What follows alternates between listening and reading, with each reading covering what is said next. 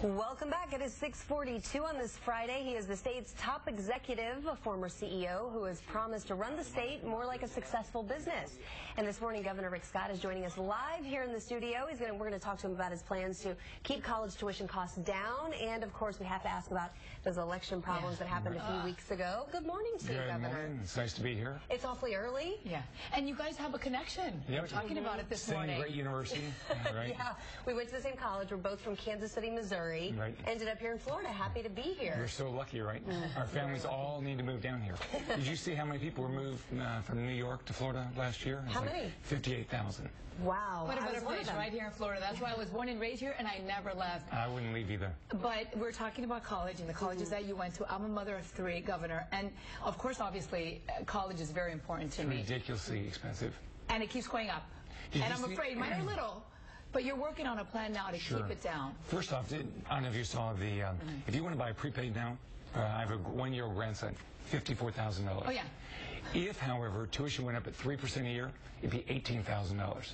So I did a challenge. I went to community college in my first year. I did a challenge to our state colleges to say, can you do a four-year degree for $10,000 where the individual can get a job? And 12 of them have said yes. The others are thinking about it. Okay. So we've got to lower the cost of tuition for families. You'll never be able to afford college or university, law school, medical school, anything. No, it's tough. It's very tough. Well, I have to ask because some of your, critics would say, critics from the governor? Nobody's ever criticized you for governor. Yeah, exactly. Well, some people say if you really wanted to keep college education affordable, that maybe cutting $300 million last year from the state's higher education budget wasn't a good idea. How would you respond to that? Well, first off, what we did is we cut their surplus. We didn't cut their operating budget. We cut their surplus because they had $1.1 billion of surplus. And so, look, we've got to fund education. We've got to put the money into education. If you think about your family, what do you care about? You want a job. You want your child to get an education so they can live the American dream. But we've got to keep the cost of living low. So what I want to do is make sure we have the right money for education. Last year in the budget, we put a little over $1 billion into K through 12. We funded our state colleges, and we took surplus out of our universities. But we're going to make sure we fund them. But tuition's got to stay down. Okay, something that I want to know your reaction on, Charlie Crist, changing parties. Well, here, what I'm doing is people always ask me, I said, look, I'm running on my record. Right. Think about the 4 years before I became governor, unemployment had gone from 3.5 to 11.1%, 825,000 job loss.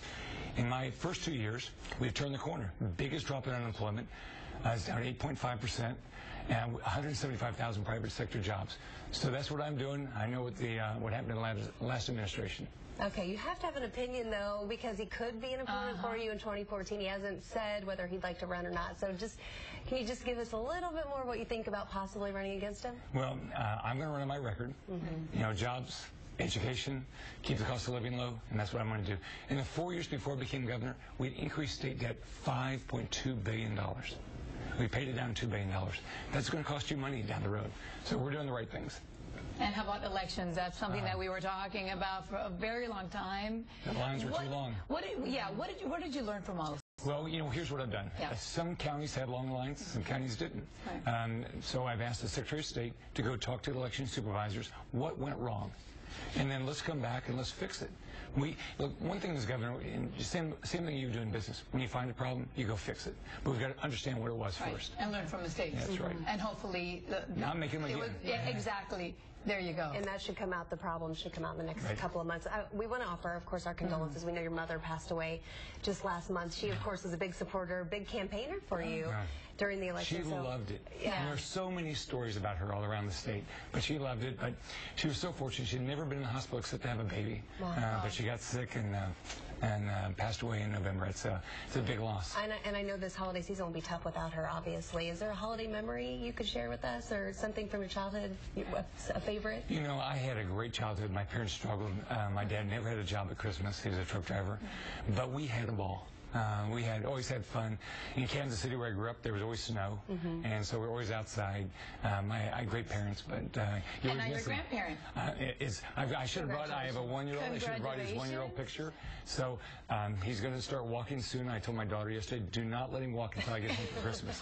Save it or record it. Make sure you That's do right. that. That's right. That would All be right. the best gift indeed. It'll be fun. It'll be a nice Christmas. But Yeah. it's been a tough year. My wife lost both of her parents this year, and so we're both adults now.